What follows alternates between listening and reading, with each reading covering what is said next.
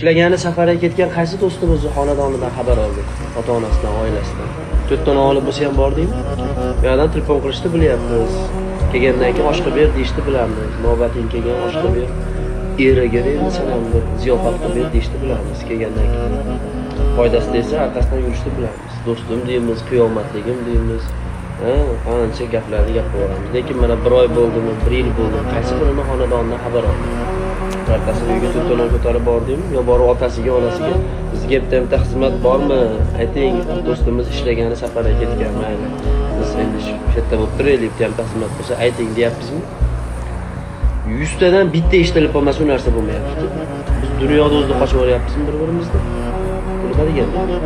Faqat internetdanmi qadrdonchilik, internetdanmi do'stlik, istoriyalardan. Faqat foyda kelib tursam, Xudo uchun qilmaymizmi bitta narsa?